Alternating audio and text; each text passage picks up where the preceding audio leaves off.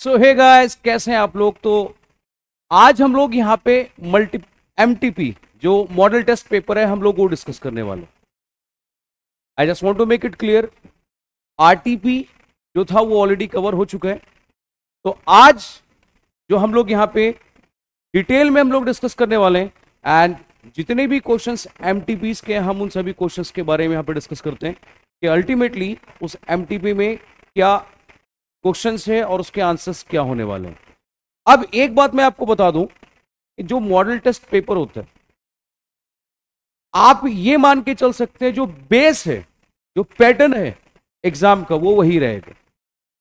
ये हम उसके बेसिस पे आइडिया लगा सकते हैं कि हर क्वेश्चन के क्या मार्क्स होने वाले हैं, कितने पार्ट्स हैं हर क्वेश्चन के, कौन सा क्वेश्चन कंपलसरी अटेंड करना है। तो ये सारी बातें वहां पे मेंशन होती हैं।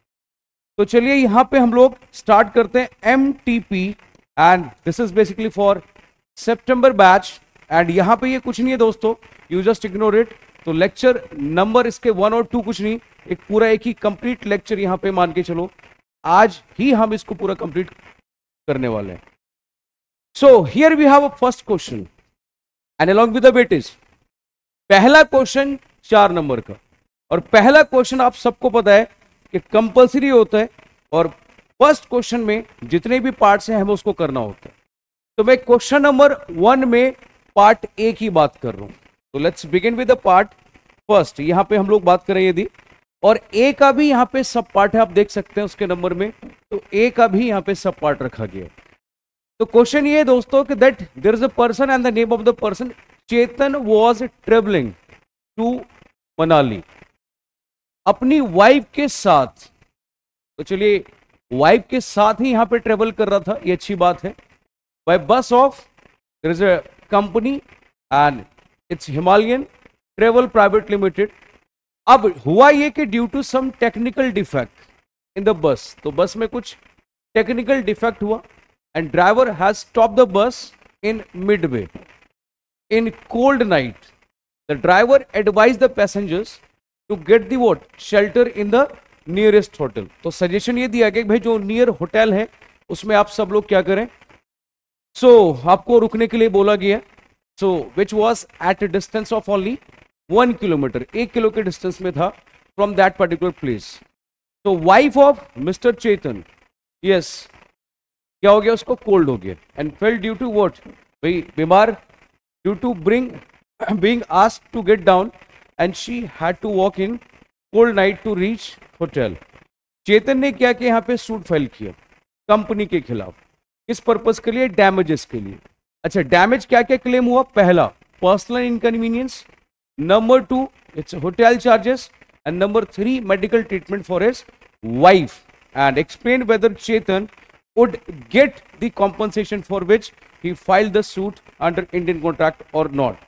तो क्या ये डैमेज क्लेम कर सकते हैं या फिर नहीं। देखो, पहली बात, इस क्वेश्चन में रेफरेंस देना है आपको, रेफर करना है section number 73 of ICA 1872, Indian contract act का 1872। इंडियन कॉन्ट्रैक्ट एक्ट में 73 का आपको प्रोविजन यहां पे क्या करना है, मेंशन करना है। यस,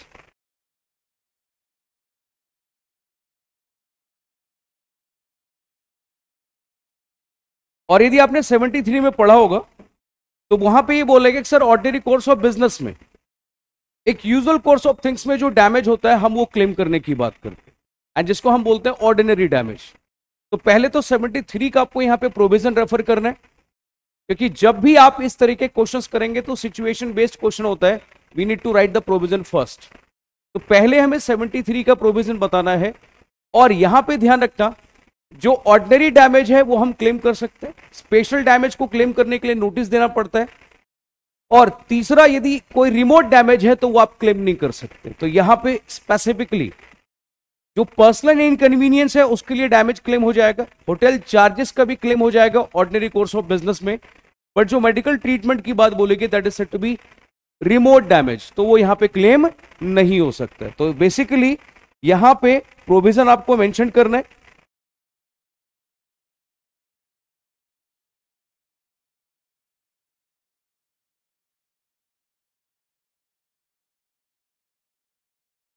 तो 73 का मैंने रेफरेंस दिया and I am sure about it, section number 73 आप लोगों ने पढ़ा होगा, तो उसको एक बार फिर से क्या करना है, गो थ्रू करना है, और उस 73 में क्या लिखा है ये ध्यान रखना। एंड 73 में हम प्रोविजंस की बात करें तो वहां पे टर्म आता है ऑर्डिनरी डैमेज के रिगार्डिंग, तो वो मेंशन करना है। जो यूजुअल कोर्स ऑफ थिंग्स की बात करते हैं, एक ऑर्डिनरी कोर्स ऑफ बिजनेस की बात करते हैं।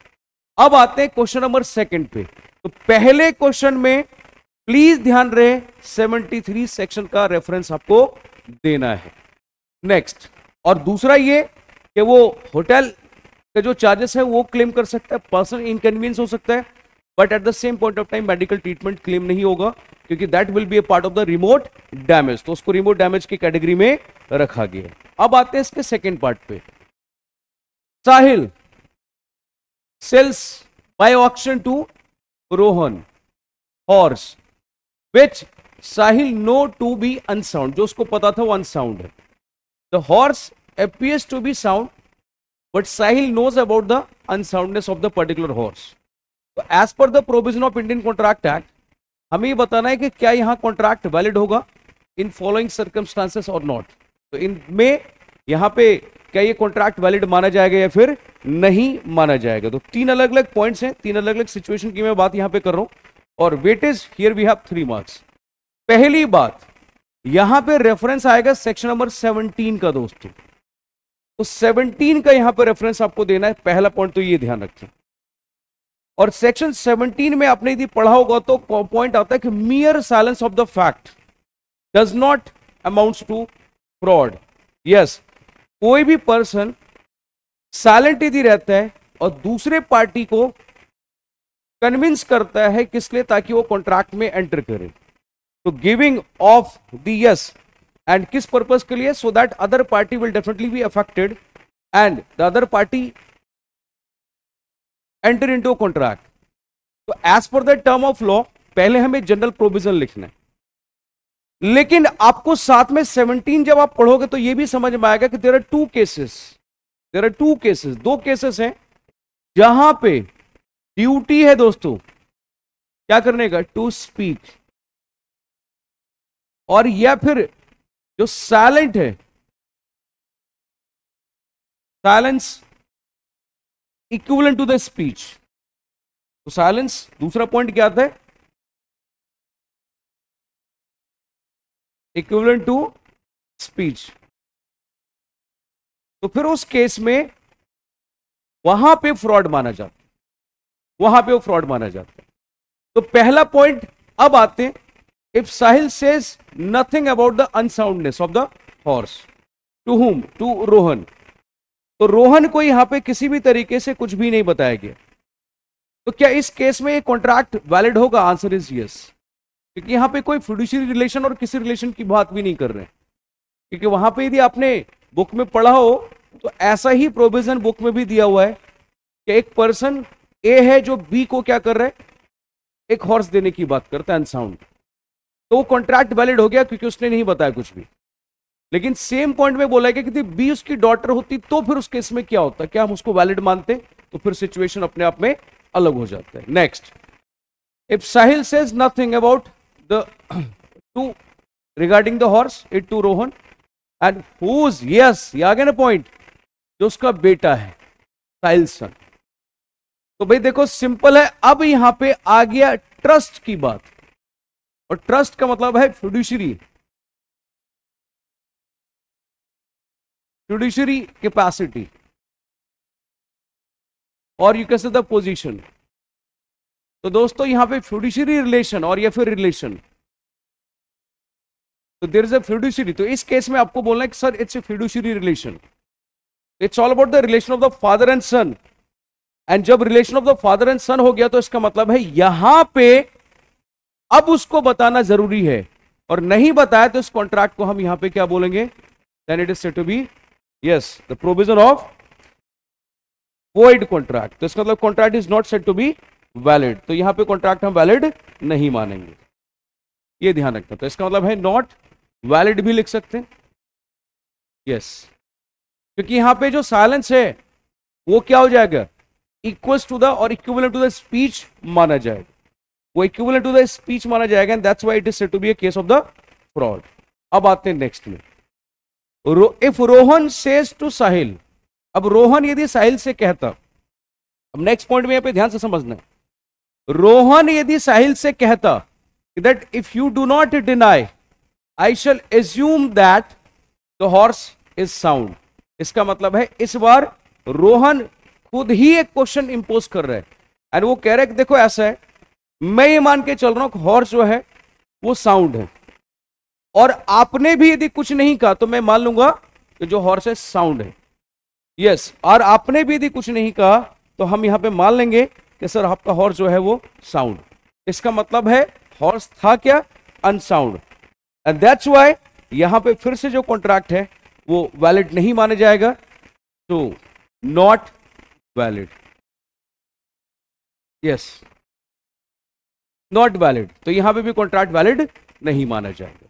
तो this is all about the situation which we have to understand in this case. तो आई होप आप सबको ए बी और सी में पॉइंट समझ में आ गया कि सर पहले में no need to tell anything, it's valid, and बाकी दो में आपका नॉट वैलिड माना गया। Yes, come to the next part. Question number आगे 1 के बी पार्ट पे आते हैं।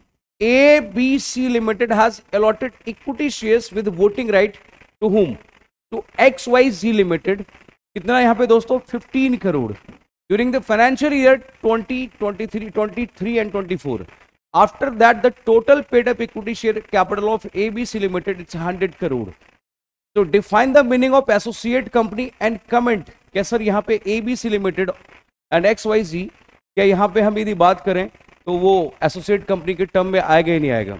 दोस्तों सबसे पहले यहाँ पे जो प्रोविजन है, प्रोविजन की मैं बात करूं तो रेफर करना है यहाँ पे सेक्शन नंबर 2 क्लॉज नंबर 6, जो किससे बात करता है, डेफिनेशन, ये डेफिनेशन की बात करता है, of which company, of associate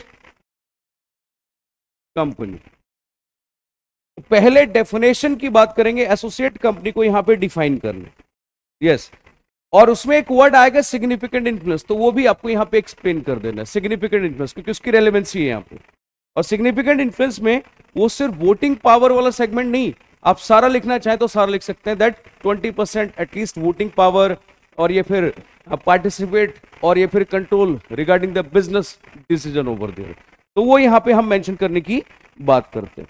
तो दोस्तों अब इस केस में यदि हम लोग बात करें तो एक बात वो, तो यहां पे कितना करोड़ है, इट्स 100 करोड़, इसका 20% लेंगे तो कितना जाएगा, दिस विल बिकम 20 करोड़, और यहां पे क्या बोला गया सर कितने का शेयर अलॉट किया गया, that is said to be the 15 crore, तो which is less than you consider 20, तो दैट्स व्हाई यहां पे एसोसिएट कंपनी हम कंसीडर नहीं करने वाले। तो इस वाले केस में एसोसिएट कंपनी हम इसको कंसिडर नहीं मानेंगे, तो XYZ limited are not associate company. Come to the next part. तो बी का second part, MTK private limited, a company registered under the companies act on 5th Jan 2022.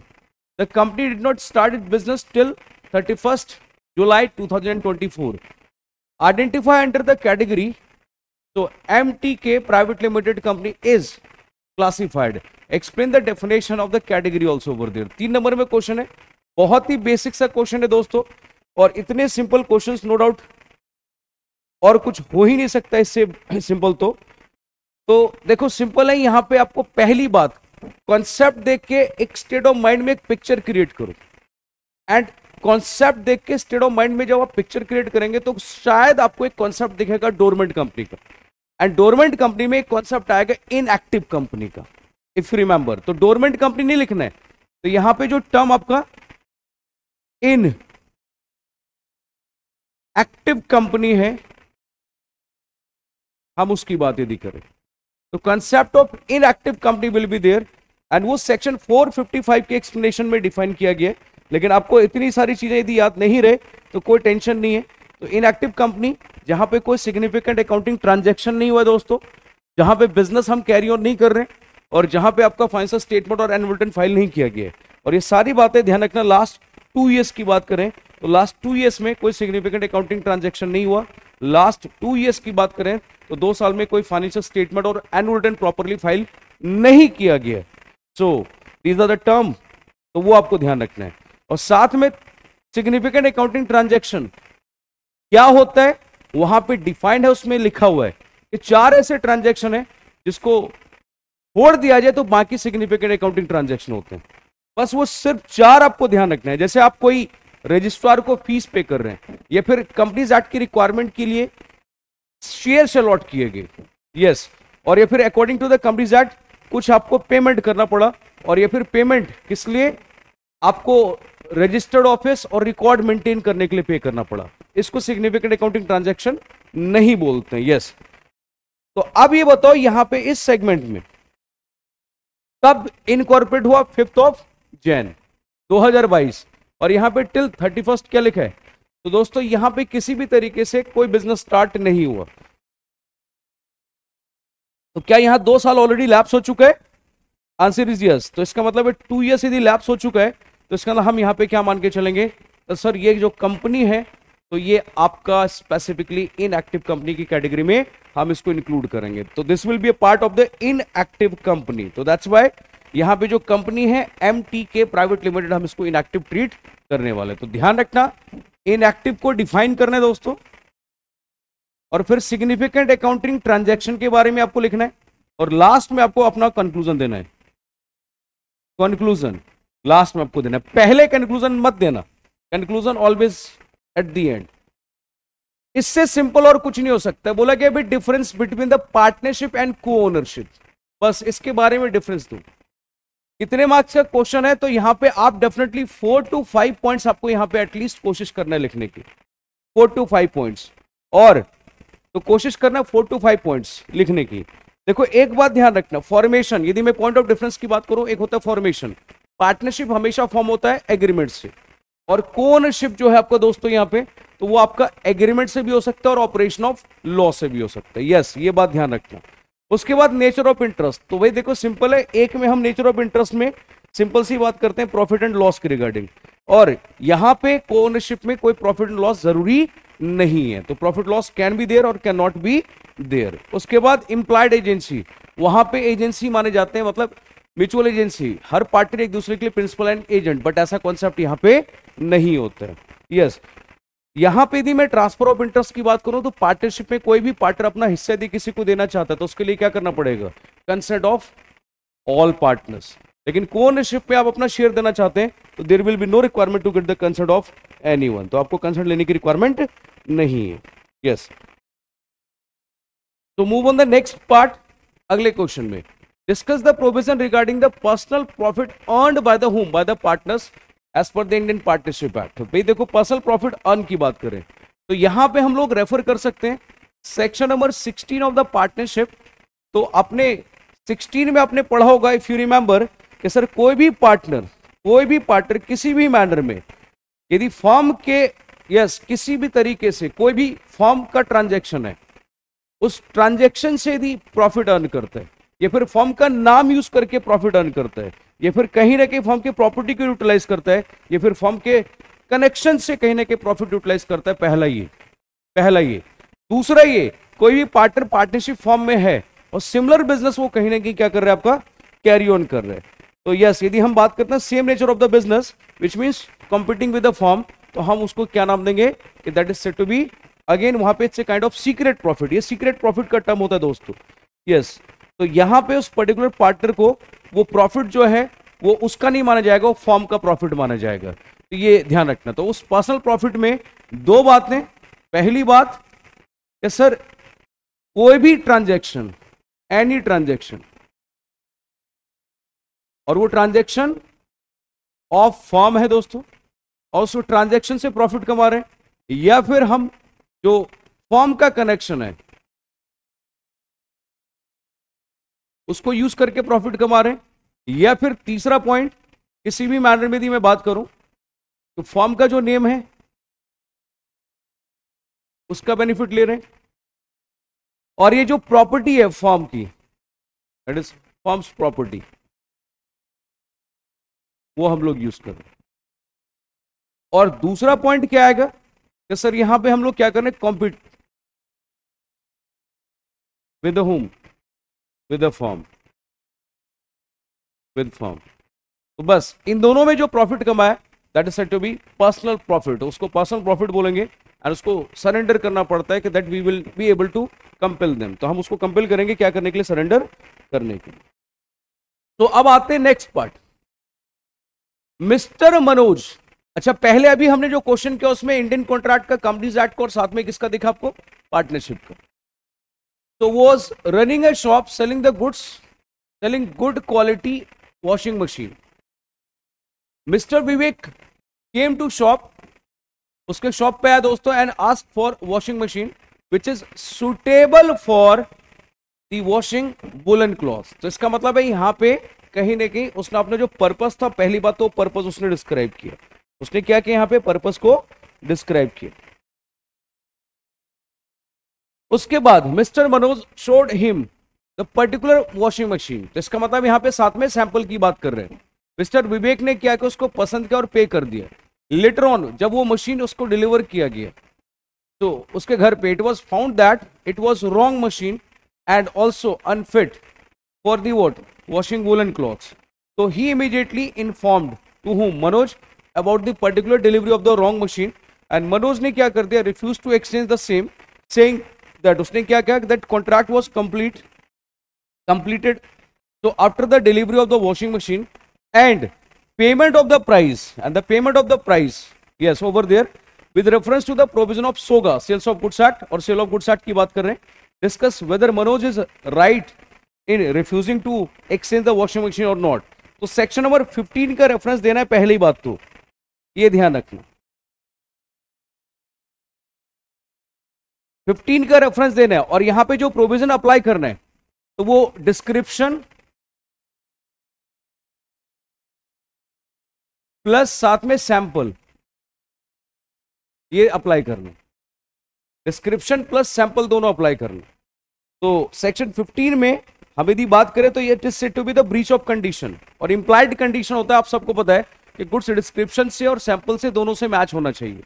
तो यहां पे जो विवेक है वो कॉन्ट्रैक्ट रेपुडिएट कर सकता है, कैंसिल कर सकता है, और उसका जो मनी है, जो पैसा है, वो सारा पैसा वो क्या करेगा, डेफिनेटली 100% क्लेम कर सकते हैं।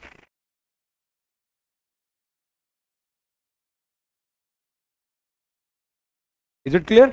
और यदि वो रिप्लेस कराना चाहे तो वो भी कर सकते हैं। तो यहां पे सोगा का इंप्लाइड कंडीशन का प्रोविजन आएगा, और कौन सा, सेक्शन 15 यहां पे रेफर करोगे तो सेक्शन 15 में सेल बाय डिस्क्रिप्शन और सैंपल का टर्म आपको दिखेगा, तो वो यहां पे रेफर करना है। तो पहले प्रोविजन लिखेंगे एंड देन उसके बाद एनालिसिस की बात करते हैं।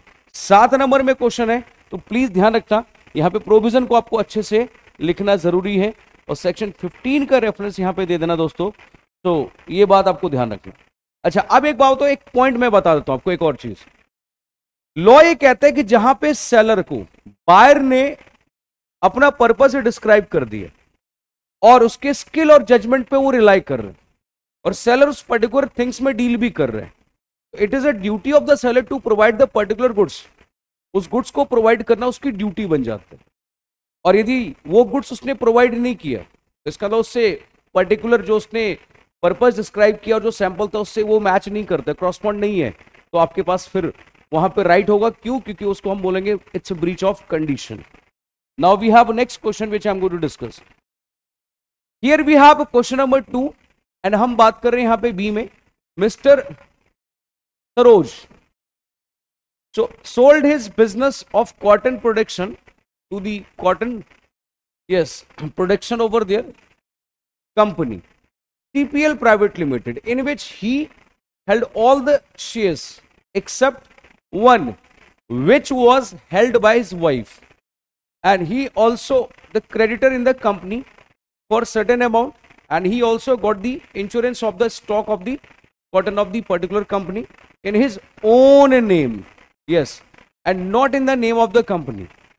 After 1 month, all the stocks of the cotton of this company were destroyed by fire. तो सरोज फाइल करते हैं यहां पे claim for such loss with the insurance company. State reason बताओ, क्या ये क्लेम हो सकते हैं नहीं? तो गाइस अब यहां पे प्लीज ध्यान रखना, यहां पे यदि आप ध्यान से, यदि मैं टर्म्स की बात करूं तो पहले सालोमन का केस यहां पे रेफर होगा। यदि मैं प्रोविजन की बात करूं तो प्रोविजन में क्या लिखेंगे कि that company itself is a separate legal entity. Company क्या है? एक separate legal entity and which distinct from its members. Even though सारे जो शेयर्स हैं वो क्या है आपका, वो एक ही पर्सन और उसकी फैमिली मिलकर होल्ड कर रही है, तो इवन वो कंपनी क्या मानी जाएगी, सेपरेट लीगल एंटिटी मानी जाएगी। उसके बाद दूसरा आपका केस जो था, यदि याद होगा तो उसमें मकुरा वर्सेस नॉर्दर्न इंश्योरेंस कंपनी का एक केस था, जिसमें यही सिचुएशन राइज हुआ था कि जहां पे वो पर्सनल नेम से क्या करता है, इंश्योरेंस क्लेम आपका। तो क्या एक पर्सन कोई भी कंपनी का यदि स्टॉक है, कोई भी एसेट है, यदि उसको पर्सनल नेम में क्या करता है, इंश्योर्ड करवाता है, तो क्या उसका कोई भी किसी भी तरीके से राइट होगा, इंश्योरेबल राइट, और कोई क्लेम कर सकता है? Answer is no. तो there is no right to claim anything. तो यहां पे पहले सालोवन का केस एंड दूसरा वो नॉर्दर्न इंश्योरेंस कंपनी का जो केस था वो रेफर करना है, एंड दोनों रेफर करने के बाद एनालिसिस में लिखोगे कि यहां पे वो किसी भी नेचर का अमाउंट क्लेम इंश्योरेंस कंपनी से नहीं कर सकता है, क्योंकि reason being member does not have any insurable interest over there. तो मेंबर का कोई इंश्योरेंस आपका इंश्योरेबल इंटरेस्ट नहीं हो सकता, and the company will not be liable to pay anything over there. तो 4 नंबर का क्वेश्चन। अच्छा, सालोवन का केस बहुत बड़ा है, आपको सिर्फ बेसिक टर्म लिखना है। बेसिक टर्म का मतलब है कि सर कंपनी क्या एक सेपरेट लीगल एंटिटी है, इवन दो सारे शेयर क्या हो रहे हैं, एक ही फैमिली होल्ड कर रही है, तब भी हम उसको separate legal entity in the eyes of law बोलने वाले। नाउ क्वेश्चन नंबर बी का second part. Alpha school is a section 8 company which started imparting education on 1st 4 2015 with the sole object of providing the education to the children of weaker so आपका society either free of cost or at a very nominal fee depending upon the financial condition of the parent. However, on 31st of March 2023 it come to the knowledge of the central government that the said school was operating by violating the object of its objective clause memorandum लिखा होता है, due to which yes it was granted the status of the section number 8 company under the Companies Act. तो अब point ये है कि sir important ये है कि जो सेक्शन 8 कंपनी है, तो क्या यहां पे उसके बाद describe power can be exercised by the central government regarding such school. तो दोस्तों पहले सेक्शन 8 कंपनी यहां पे 3 नंबर में क्वेश्चन है, तो रिवोकेशन वाला पॉइंट आएगा, ध्यान रखना। पूरा आपको डिटेल सेक्शन 8 की कहानी यहां पे एक्सप्लेन करने की जरूरत नहीं है। Yes, you just try to understand. तो आप ब्रीफली लिख सकते हैं यहां पे सेक्शन 8 में, सेक्शन 8 का रेफरेंस आएगा कि सर कंपनी यदि हम किसी पर्टिकुलर चैरिटेबल जो हमारा ऑब्जेक्ट है प्रमोट करना, प्रमोट चैरिटेबल ऑब्जेक्ट। नंबर 2 यदि बात करें तो चैरिटेबल में क्या आता है, लाइक एजुकेशन, ये सब तो एजुकेशन हो गया। जो इनकम हो गया वो अपने मेन ऑब्जेक्ट में यूटिलाइज करेंगे। नेक्स्ट पार्ट में कोई भी डिविडेंड डिस्ट्रीब्यूट नहीं हो सकता है, तो कोई भी प्रॉफिट और इनकम का पार्ट डिविडेंड के फॉर्म में डिस्ट्रीब्यूट नहीं होगा। ये कहानी लिखने के बाद फिर आता है ग्राउंड्स ऑफ रिवोकेशन। तो कौन कौन से ग्राउंड होते हैं, तो ग्राउंड होता है जहां पे फ्रॉडलेंट नेचर का इंटेंशन ऑब्जेक्टिव को डिलीट आपका समहाउ कहने के क्या करते हैं, आपका कि जो पर्पस है उस पर्पस को आप क्या करते हैं, फुलफिल नहीं करते, कंडीशंस जो है आपका वो वॉलेट करते हैं। तो यहां पे जो आपका ऑब्जेक्ट था उसको वॉलेट किया जा रहा है, उसको वॉलेट कर रहे हैं। तो लाइसेंस यहां पे क्या हो सकता है आपका, तो CG having power to revoke the licence, number 1। और लाइसेंस रिवोक होते ही आपके नाम में लिमिटेड और प्राइवेट लिमिटेड ऐड हो जाएगा। Number 2, in the interest of the public CG में give a direction for its amalgamation और इवन फॉर वाइंडिंग अप, वो मेंशन करना है। और लास्ट में पेनल्टी याद रहे तो पेनल्टी भी आप रेफर कर सकते हैं। तो सेक्शन 8 की कहानी को आपको यहां पे मेंशन करना है। We have next question and which deals with the concept of designated partner. Yes, तो दोस्तों यहां पे लिखा है what do you mean by the designated partner. If you remember, तो whether it is mandatory to appoint the designated partner over there और not. तो क्या मैंडेटरी है डीपी को अपॉइंट करना? देखो यहां पे आपको सीधा सेक्शन नंबर 7 का रेफरेंस देना है, 2 में कुछ नहीं लिखना है, 7 का। और 7 ये कहता है कि सर एटलीस्ट कितने 2 आपके डेजिग्नेटेड पार्टनर होने चाहिए, वो भी कौन, इंडिविजुअल। और अब उस केस में ये बोलेगा कि सर यदि 1 और मोर या फिर ऑल जो पार्टनर्स हैं, यदि वो कौन है, बॉडी कॉर्पोरेट, बॉडी कॉर्पोरेट, तो फिर उस केस में ये नॉमिनेट करेंगे डेजिग्नेटेड पार्टनर। तो दो नॉमिनी, जो नेचुरल पर्सन होगा, इंडिविजुअल, उसकी बात करते हैं। अच्छा, आउट ऑफ टू एक आपका क्या होना चाहिए? Resident in India. Resident in India. और रेजिडेंट इन इंडिया कब बोलेंगे? जब वो 120 डेज, कितने नंबर ऑफ डेज की बात करते हैं? 120 days during the financial year वो इंडिया में रिसाइड करता है, तो हम उसको रेजिडेंट इन इंडिया मानेंगे। तो ये आपको यहां पे मेंशन करना है। तो डीपी अपॉइंट करना मैंडेटरी है दोस्तों। Now we have next part, question number 3 का ए। तो Messrs A B C and associate a partnership form. ये क्या है दोस्तों? पार्टनरशिप फॉर्म है। ए बी एंड सी ये as a senior partner engaged in the business of, so that is said to be the curtain manufacturing and exporting to foreign countries. On 25th of August 2022 they inducted P, एक expert को यहां पे appoint किया गया in the field of the particular goods as their partner.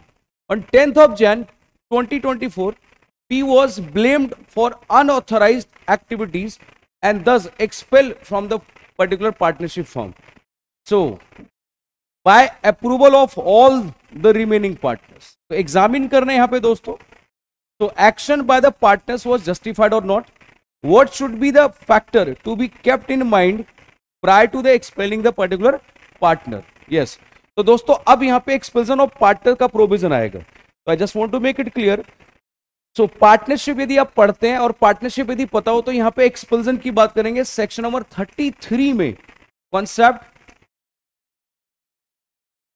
Expulsion of partners की बात करते हैं। और एक्सपल्जन ऑफ पार्टनर्स में लिखा हुआ है सबसे पहले कि सर पहला पॉइंट ये कह रहा है कि there should be express term in a partnership agreement, और डीड में होना चाहिए। और एक्सपल्जन जो है आपका, तो दैट शुड ऑलवेज बी, ध्यान रखना है स्पेसिफिकली यदि मैं बात करूं तो एक्सप्रेस टर्म के साथ साथ मेजॉरिटी ऑफ पार्टनर्स की सहमति एक्सपेल कर सकते हैं। और नेक्स्ट ही गुड फेथ में आपको पार्टनर को एक्सपेल करना। तो गुड फेथ का मतलब है कि सर वो प्रॉपर तरीके से फॉर्म के इंटरेस्ट की बात कर रहे हैं। हाँ, लेकिन साथ ही साथ ये भी होता है कि जिस पार्टनर को हम एक्सपेल कर रहे हैं वो पार्टनरशिप के फॉर्म के इंटरेस्ट के फेवर होना चाहिए, और उसको एक अपॉर्चुनिटी भी दिया जाएगा आपको क्या करने का, अपने बचाव में कुछ बोलने का, that is opportunity of being heard. तो ये बात ध्यान रखना। और जिसको एक्सपेल करना है उसको नोटिस ऑफ एक्सपल्जन भी देना है। तो यहां पे ये बात ध्यान रहे। अब इसमें उसके ऊपर आरोप लगाया गया, और आरोप क्या लगाया गया कि सर जो स्पेसिफिकली यहां पे जो पर्सन है उसको एक्सपेल यहां पे जो किया गया उसने अनऑथराइज एक्ट किया, क्योंकि वो एक्सपर्ट था, हमें उस पर ट्रस्ट था, तो उसने अनऑथराइज एक्टिविटी की। तो दैट्स वाई यहां पे जो एक्सपेल्जन है तो उसको जस्टिफाई करने के लिए वो पॉइंट याद रखना कि sir express provision, number 2 concert of all partners है, और नंबर 3 नोटिस दिया गया, नंबर 4 अपॉर्चुनिटी दी गई, तो एक्सपेल्सन आपका जस्टिफाई माना जाएगा।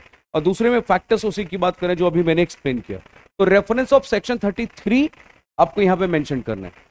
सेक्शन में इसलिए रेफर कर रहा हूं ताकि जब आप बुक उठाओगे तो उस बुक में उस सेक्शन ओपन करके आप इजीली पढ़ पाओगे और वहां पे वो कॉन्सेप्ट आपको समझ में आएगा। तो that's why I am referring this section over here.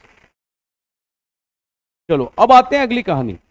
4 number का क्वेश्चन है दोस्तों। तो it's a Powertech limited was registered as a public company and number of members यहां पे कितने, 230। तो as noted below, director and their relative, employees, ex employees की बात कर रहे हैं, 5 couples holding shares jointly and that is 5 multiplied by 2 and others कितने, 5 हैं। बोर्ड ऑफ डायरेक्टर्स ने डिसाइड किया कि हम इस कंपनी को कन्वर्ट कर लेते हैं किसमें, प्राइवेट कंपनी में। तो एडवाइस करना है कि सर नंबर यहां पे तो रिड्यूस करने की जरूरत है या नहीं। पहली बात प्रोविजन लिखेंगे सेक्शन नंबर 2 क्लॉज नंबर 68 का ऑफ कंपनीज एक्ट, और जिसमें आपको क्या करना है, प्राइवेट कंपनी को डिफाइन करना। तो what we have to do, we need to define the term private company. Yes, और उसको डिफाइन करने के बाद बताना यहां पे in the given case the total number of members here we have. तो कितने मेंबर्स हैं यहां पे, तो 190 ये हो गए, ये एग्जम्प्टेड रहेंगे दोस्तों, दैट इज एक्सक्लूडेड, और ये भी आपका एक्सक्लूडेड रहेंगे। यस और यहां पे 10 की जगह पे हम कितने बात करेंगे, तो ट्राई टू अंडरस्टैंड, यहां पे हमें 10 नहीं मानना है, इसको 5 मानना है, क्योंकि रीजन मीन ज्वाइंटली होल्ड कर रहे हैं, तो ज्वाइंटली यदि 5 कपल हैं तो यहां पे 10 नहीं 5 माने जाएंगे, क्योंकि सिंगल माने जाते हैं, और नेक्स्ट में 5, तो मतलब 190 प्लस 5 तो टोटल कितना हो गया, दैट इज 200, और मैक्सिमम लिमिट भी कितने की है, 200 की, तो इसका मतलब है यहां पे लिमिट एक्सीड नहीं हो रही है, और इसीलिए किसी भी तरीके से आपको नंबर रिड्यूस करने की जरूरत नहीं है। यस तो 4 नंबर में ये आपको पूरा प्रोविजन एक्सप्लेन करना। अब आते हैं नेक्स्ट क्वेश्चन नंबर 3 का बी, उसका second part. Popular products limited is a company incorporated in India and having a total share capital of 20 crore and the share capital comprised of 20 lakh equity shares each, तो 20 lakh share है यहां पे। उसके बाद Delight Products Limited and Happy Products Limited कितने shares hold कर रहे हैं, 2,50,000 and 3,50,000 shares of the respective company, that is a Popular Private Limited. Another company जिसका नाम क्या है, Cheerful Product Limited, hold 2,50,000 shares in Popular product Limited. उसके बाद नेक्स्ट, तो one more company is the holding company for all the above 3 company, इन तीनों company के लिए क्या है, वो होल्डिंग कंपनी है, नेमली डिलाइट, हैप्पी एंड साथ में चेयरफुल। सो क्या यहां पे लिखा है नेक्स्ट कि जो जॉबिल लिमिटेड है, क्या हम उसको as a subsidiary company of a popular product limited मानेंगे या नहीं? State the related provision in favour of your answer if Jobil limited control the composition of the directors of popular limited. तो दोस्तों 3 number में question है, yes क्या इसके कोई पार्ट से नहीं है? तो पहली बात, ऐसे क्वेश्चन 3 नंबर में क्या है, मतलब आप एक्सपेक्ट कर सकते हो, उम्मीद कर सकते हैं ज्यादा। तो अब यहां पे एक पॉइंट समझना, तो रेफरेंस देना आपको सेक्शन नंबर 2 क्लॉज नंबर 87 का, एंड सेक्शन 2 क्लॉज नंबर 87 किससे डील करता है, कॉन्सेप्ट ऑफ सब्सिडरी कंपनी किससे डील करता है दोस्तों, यहां पे if you remember subsidiary company की बात करते हैं। अब देखो यहां पे क्या है, कंपनी का नाम ध्यान रखना, डिलाइट कितने शेयर होल्ड कर रहे हैं, 2,50,000। उसके बाद नेक्स्ट में 3,50,000 शेयर्स कौन होल्ड कर रहा है, हैप्पी, तो कितना 3,50,000 शेयर्स, प्लस उसके बाद नेक्स्ट में यहां पे चेयरफुल कितना होल्ड कर रहा है, 2,50,000। तो ये मिला दो तो कितना हो जाएगा, तो 2, 3 और 2, तो ये हो गया 7 + 1, इट्स 8,50,000। और यहां पे शेयर्स कितने, 20 लाख, 20 लाख का 50, दैट इज ग्रेटर देन 50%। तो क्या हम ये बोल सकते हैं कि ये जो टोटल शेयर, सर आपने टोटल क्यों किया, क्योंकि ये सब के सब जो है ना दोस्तों, ये सब्सिडरी कंपनी किसका, जॉबिल, तो इसका मतलब है यहां पे delight, then we have happy and then we have, you can say the which one, cheerful. ये 3 कंपनी है और ये तीनों ही कंपनी सब्सिडरी है दोस्तों किसका, जॉबिल का। तो अब हमने प्रोविजन पढ़ा है, इफ यू रिमेंबर, कि सर होल्डिंग आइदर इटसेल्फ और together with the subsidiary, together with the subsidiary, तो टुगेदर विद द सब्सिडरी देखोगे तो 8,50,000 है, तो 8,50,000 का मतलब है लेस देन कितना है, लेस देन आपका जो मेजोरिटी होना चाहिए 1/2 उससे कम है। तो भाई देखो सिंपल है, तो इस केस में यहां पे जो पॉपुलर प्रोडक्ट लिमिटेड है उसको सब्सिडरी नहीं मानेंगे। लेकिन दूसरा पॉइंट ये कह रहा है कि सर आपका आंसर यहां पे क्या होता, if Jobil limited control the composition of the director of popular. अब कंट्रोल द कॉम्पोजिशन है, तो दैट्स व्हाई फिर हम यहां पे बोलेंगे कि सर जो जॉबिल है वो क्या मानी जाएगी, होल्डिंग कंपनी किसका, पॉपुलर लिमिटेड का। यस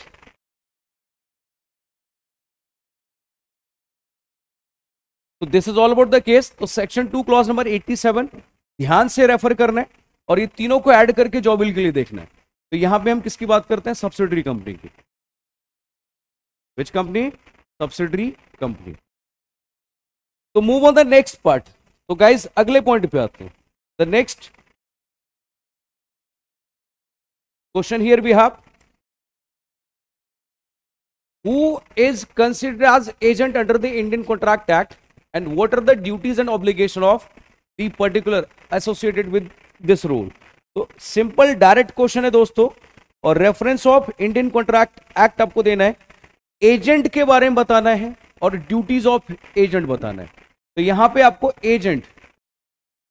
एजेंट को पहले डिफाइन करेंगे कि भाई एजेंट किसको मानते हैं, और agent a person so employ to do an act for another और to represent the another person, तो उसको हम एजेंट नाम देते हैं।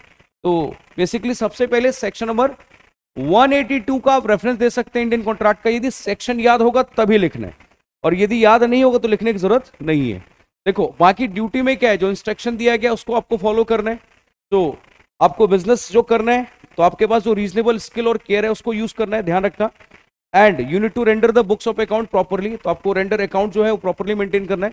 तो यहां पे ये 6 नंबर का क्वेश्चन है, तो जितने भी ड्यूटीज हैं दोस्तों उन सबको आपको एक्सप्लेन कर देना है। कोई भी सीक्रेट प्रॉफिट आप यहां पे अर्न नहीं कर सकते, you will not be able to earn any secret profit, ये ध्यान रखना।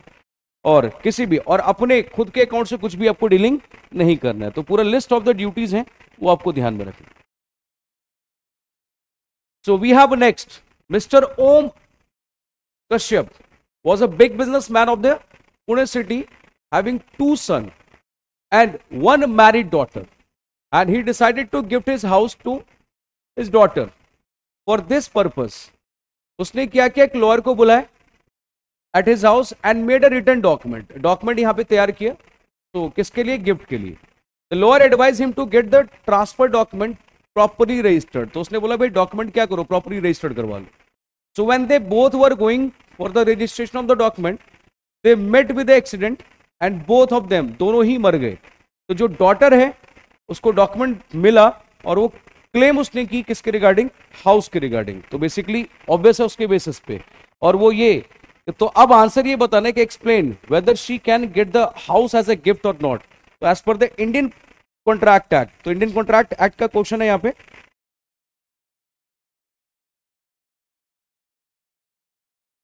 और इसमें जो प्रोविजन मेंशन करना है दोस्तों,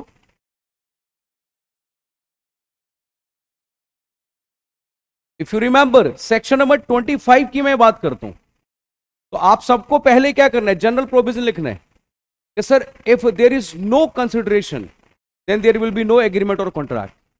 बट उसमें एक एक्सेप्शन है नेचुरल लव एंड अफेक्शन का। तो किसकी मैं बात कर रहा हूं, नेचुरल लव एंड अफेक्शन। लेकिन समस्या यह है कि यहां पे बोला गया है कि सर रिटर्न और साथ में रजिस्टर्ड। अब यहां पे यही बात होगी कि सर वो रिटर्न तो है बट रजिस्टर्ड नहीं है। तो प्रोविजन लिखने के बाद ये लिखना है कि सर इस केस में जो डॉटर है तो वो कॉन्ट्रैक्ट को इन्फोर्स नहीं कर सकती है, क्योंकि यहां पे due to lack of registration it is not enforceable, तो इसलिए वो ट्रांसफर जो है वो एनफोर्सेबल नहीं माना जाएगा। क्वेश्चन 4 का एक second, due to urgent need of money amounting 3 lakh, Pavan approached Raman and asked him for the money. Raman lent money on the guarantee of the Suraj and Tarun. तो उसके बाद Pavan make a default in payment and the Suraj pay the full amount to the Raman, and Suraj afterwards claim the contribution from the home Tarun, but Tarun refused to contribute on the basis that there is no contract between the Suraj and him. Explain the Indian contract के provision को refer करके यहाँ पे बताना है। तो basically यहाँ पे क्या वो क्लेम हो सकता है या नहीं, हमें ये पर्टिकुलरली क्या करना है, रेफर करना है। तो guys I just want to make it clear, यदि कॉन्सेप्ट याद है तो यहां पे पहली बात तो इंडियन कॉन्ट्रैक्ट एक्ट में प्रोविजन किसका, श्योरिटी का, गारंटी का आपको रेफर करना है। यस, और अपने बुक में देखोगे तो 146 जो आपका सेक्शन नंबर होगा वो रेफर होगा, 146 रेफर की बात कर रहे हैं। और उसमें ये बोला जाता है कि अनलेस अदरवाइज एग्रीड, यदि कोई एग्रीमेंट नहीं हुआ है तो जो श्योरिटी है वो इक्वली लायबल होते हैं, वो इक्वली लायबल होते हैं। तो यहां पे भी ध्यान रखना दोनों ही पार्टी इक्वली लायबल माने जाएंगे। तो surety is said to be equally liable, तो that's why we can say sir जो यहाँ पे 2 पार्टी हैं और इसीलिए तरुण जो है वो आपका लायबिलिटी से एस्केप नहीं कर सकता है एंड वो लायबल होगा इक्वली। यहां पे हम लायबिलिटी की बात करें तो इक्वली वो लायबल होने वाला है, क्यों, क्योंकि it's absence of agreement.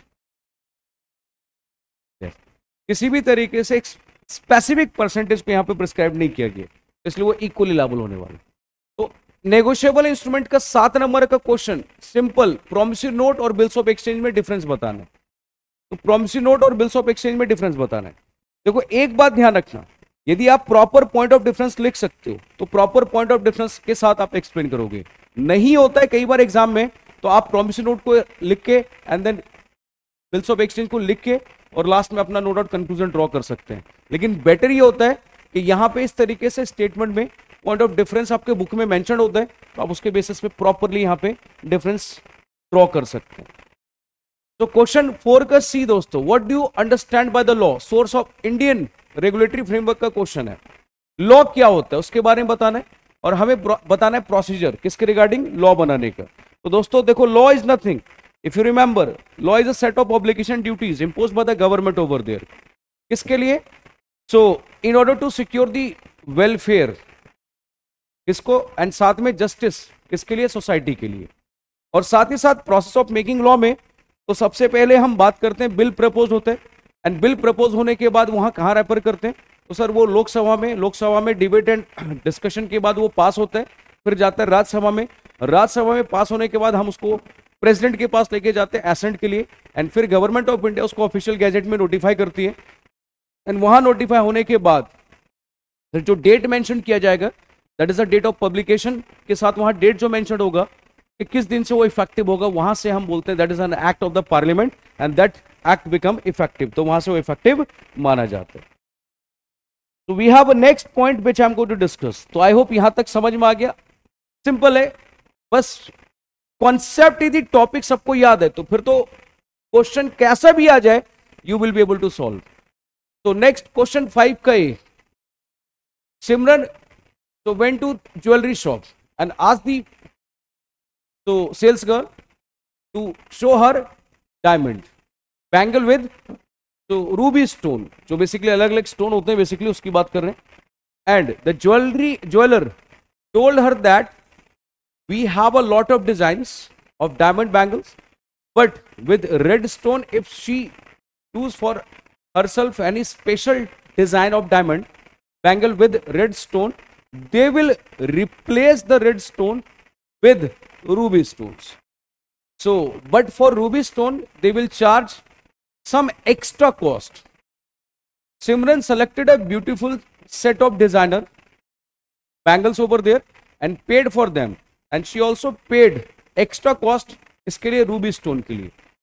Jeweler requested her to come back a week later for the delivery of the particular requested the bangle.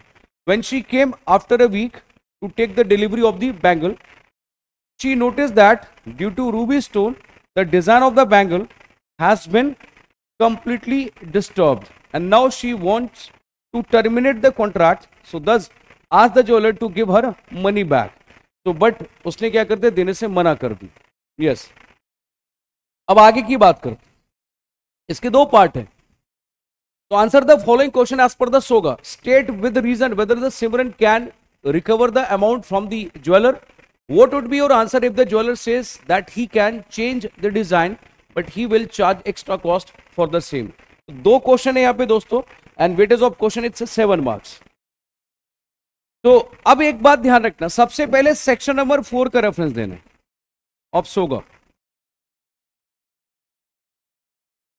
And 4 ये कहता है कि देखो ऐसा है, यदि दिमाग आप चलाओगे तो सेक्शन 4 का आपको सेगमेंट यदि अच्छे से याद है तो वहां पे ये बोला जाता है property in goods transfer from seller to the buyer at a future date, and यदि हम बात करते हैं इमीडिएटली की तो फिर वो सेल होता है, बट फ्यूचर डेट की बात करें तो उस केस में तो यहां पे सबसे पहले सेल क्या होगा और एग्रीमेंट टू सेल,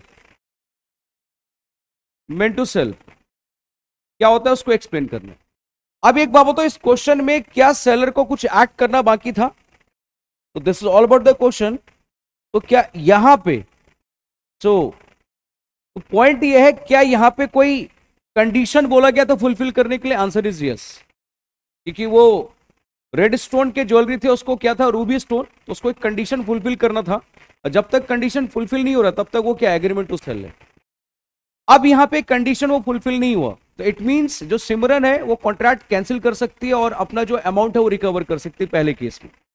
दूसरे केस में इवन वो रिप्लेसमेंट की बात कर रहे हैं बट वो एक्स्ट्रा चार्जेस नहीं क्लेम कर सकते, तो एक्स्ट्रा चार्जेस यहां पे क्लेम नहीं होगा, ये बात ध्यान रखना। तो specifically that the shop owner can not claim any extra charges over there, तो what we have to do, तो we need to refer the provision first, ये ध्यान रहे। तो पहले रेफरेंस दे देना, पूरा सेक्शन 4 की कहानी को यहां पे एक्सप्लेन करना है और फिर इस दोनों पॉइंट को नो डाउट क्या करना है, एक्सप्लेन करना है। यस, तो पहले वाले केस में सिंपल है, वो कॉन्ट्रैक्ट कैंसिल करके रिकवर कर सकती है क्योंकि reason being agreement to sell और कंडीशन को फुलफिल नहीं किया गया।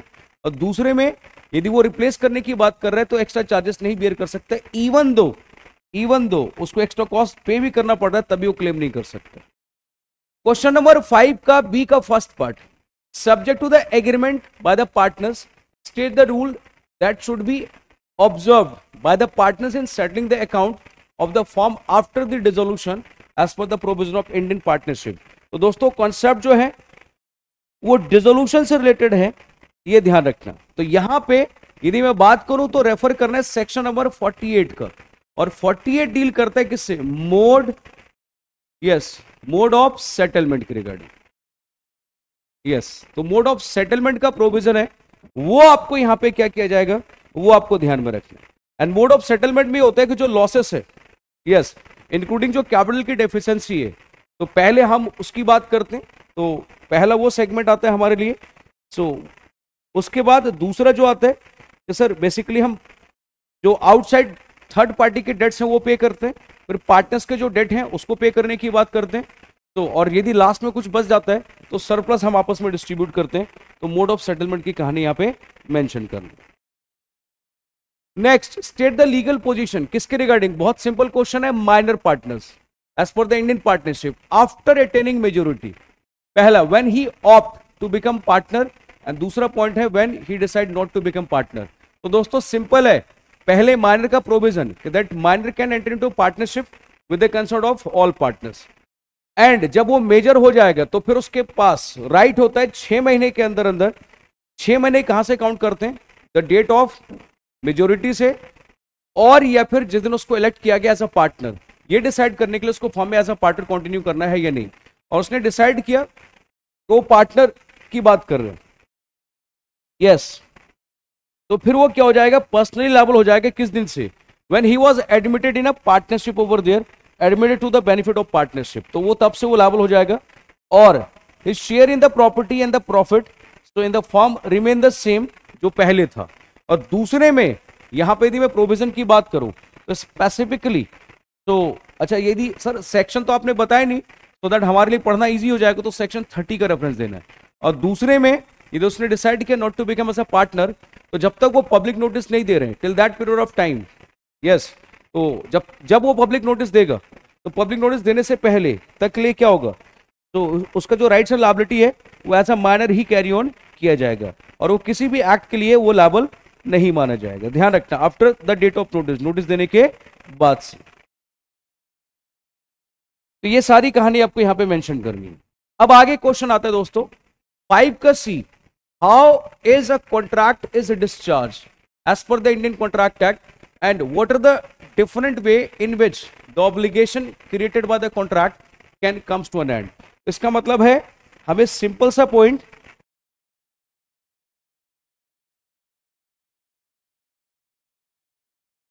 हम लोग बात करते हैं किसके रिगार्डिंग, डिस्चार्ज ऑफ कॉन्ट्रैक्ट,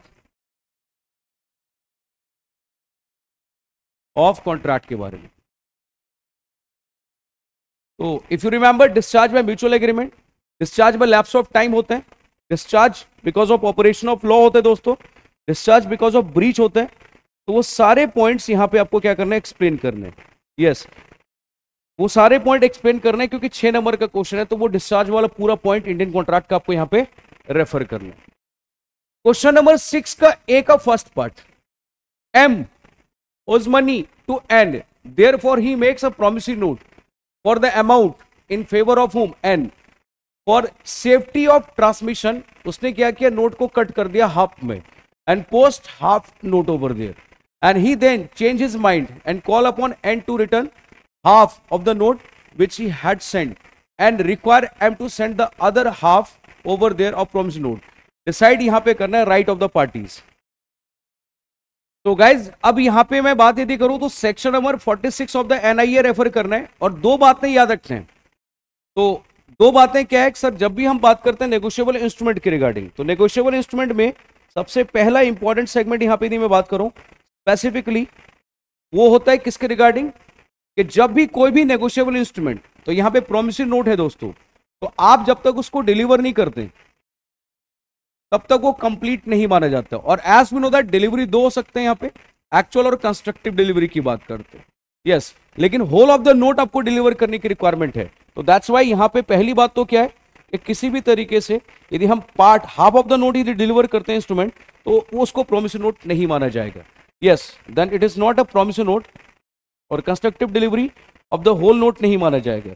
तो इसीलिए वहां पे एन कुछ भी क्लेम नहीं कर सकता, तो उसके पास राइट नहीं है।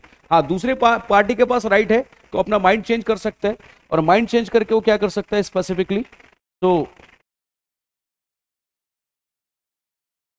And he can refuse to give the half of the note, वो हाफ नोट और देने से मना कर सकता। Now we have second, Rama execute a promissory note in the following form, I promise to pay a sum of 10,000 after 3 months, decide whether the promissory note, क्या ये valid है ही नहीं। देखो इसने यहां पे बोला आई प्रॉमिस टू पे, तो ये प्रोमिसरी नोट यदि मैं बात करूं, तो पहली बात यहां पे प्रोमिसरी नोट क्या होता है उसके रिगार्डिंग यदि मैं बात करूं, तो याद होगा अनकंडीशनल अंडरटेकिंग होता है दोस्तों। यस, अनकंडीशनल अंडरटेकिंग होता है। तो यहां पे यदि बात करें then it is said to be unconditional undertaking, and that is always written over there. हाँ, लेकिन इफ यू रिमेंबर, याद होगा प्रोमिसरी नोट बियरर नहीं हो सकता है as per the Reserve Bank of India, क्योंकि सिर्फ आरबीआई ही बियरर प्रोमिसरी नोट क्या कर सकते हैं, इशू कर सकते हैं। तो देयरफॉर यहां पे यदि मैं बात करूं तो ये जो प्रोमिसरी नोट है ये वैलिड नहीं है, and that's why can not legally enforce, तो इसको लीगली एनफोर्स भी नहीं किया जा सकता है, तो we can not enforce it legally. Come to the next part, what constitute, तो यहां पे यदि नेक्स्ट पॉइंट की बात करें तो अगला पॉइंट ये आता है that what constitute contingent contract. तो पहले कंटीजेंट कॉन्ट्रैक्ट क्या होता है वो एक्सप्लेन करने, एंड उसके बाद what are the essential elements, तो फिर उसके बाद इसके एसेंशियल एलिमेंट्स की बात करते हैं। तो दोस्तों बहुत सिंपल क्वेश्चन है, तो आपको यहां पे मेंशन करना है। तो essential element, as we know that contingent contract क्या होता है, so a contract, so the validity of which depend होता है हैपनिंग और non happening of any event which is of collateral nature, तो जो कोलेटरल नेचर का है, तो उसके बाद रेस्ट ऑफ द आपको प्रोविजन यहां पे क्या करना है, you need to explain regarding the contingent over there. Event must be uncertain होना चाहिए, और जो परफॉर्मेंस है वो होगा ही नहीं होगा, डिपेंड करता है किस पे, हैपनिंग और non happening of that event. Describe in brief the right of the buyer against the seller in case of breach of contract of sale. तो दोस्तों राइट क्या क्या है, सबसे पहले राइट क्या है यहां पे, तो आप सबसे पहले क्या करेंगे, डैमेज क्लेम करेंगे किसके लिए, non delivery of the goods. दूसरे पॉइंट में you can demand the specific performance. तीसरे पॉइंट में you can again claim the interest, आप इंटरेस्ट क्लेम कर सकते हैं। You can also repudiate the contract, आप कॉन्ट्रैक्ट को रेपुडिएट भी कर सकते हैं, और साथ ही साथ you can file A suit for breach of contract, वो भी आप यहां पे कर सकते हो। Yes, and suit for interest तो मैंने आपको बता दिया। लॉजिकली सेक्शन 57, 58, 59, 60 वो सेक्शन आप यहां पे रेफर कर सकते हैं सेल्स ऑफ गुड्स एक्ट का। सेक्शन याद रहेगा तभी रेफर करना, और सेक्शन याद नहीं हो तो रेफर करने की जरूरत नहीं है, बट पॉइंट याद रखना है कि point that is suit for, पहले में damage for non delivery of goods, specific performance की बात करते हैं, and then we have you can say the word suit for interest की बात करते हैं, and even suit for you can say the breach of warranty वाला term है, एंड वारंटी में आप वो डिमिनिशिंग प्राइस की बात कर सकते हैं, और even what you can do कि जो डैमेजेस है आप वो क्लेम करने की बात कर सकते हो। तो दोस्तों इस तरीके से ये था पूरा किसके रिगार्डिंग, एमटीपी का पूरा कॉन्सेप्ट। तो दोस्तों हर एक एक टॉपिक में कहां पे क्या सेक्शन रेफर होगा वो मैंने एक्सप्लेन किया, और साथ ही साथ क्या कंक्लूजन होना चाहिए वो मैंने यहां पे बताया, क्योंकि reason me we don't have too much time क्या एक एक क्वेश्चन को यहां पे मैं आपको लिखूं और उसको दिखाऊं, लेकिन इनडायरेक्टली वो क्वेश्चन कहां पे किस सेक्शन को रेफर किया गया और उसका एनालिसिस क्या होगा वो मैंने एक्सप्लेन किया। तो इस लिमिटेड पीरियड ऑफ टाइम पे, क्योंकि आपके पास जो वक्त है वो भी बहुत लिमिटेड है, तो उस लिमिटेड पीरियड ऑफ टाइम पे ये आपको समझ में आ गया किस क्वेश्चन में किस सेक्शन को रेफर करना है और किस तरीके से नो डाउट आंसर आपको प्रेजेंट करना है, एनालिसिस क्या होगा वो मैंने आपको एक्सप्लेन किया। तो गाइज ये थी कहानी आज की, और जिसमें हमने डिस्कस किया किसके रिगार्डिंग, एमटीपीज जो सितंबर अटेम्प्ट के लिए यहां पे आईसीएआई ने रिलीज किया था। तो अब ऐसे ही और भी आपको बेनिफिट्स मिलते रहेंगे, तो मिलते हैं हम लोग फिर आगे। एंड टिल देन खुश रहो, हंसते रहो, आबाद रहो, do whatever you want to do, but don't trouble your education और स्टडी एट एनी कॉस्ट, क्योंकि वही लाइफ है, वही जिंदगी है, क्योंकि सक्सेस ही नो डाउट सब कुछ दिलाते हैं दोस्तों। सक्सेस है तो सब कुछ है आपके साथ, and if you are not success then nothing will be there. तो मिलते हैं, टिल देन बाय बाय।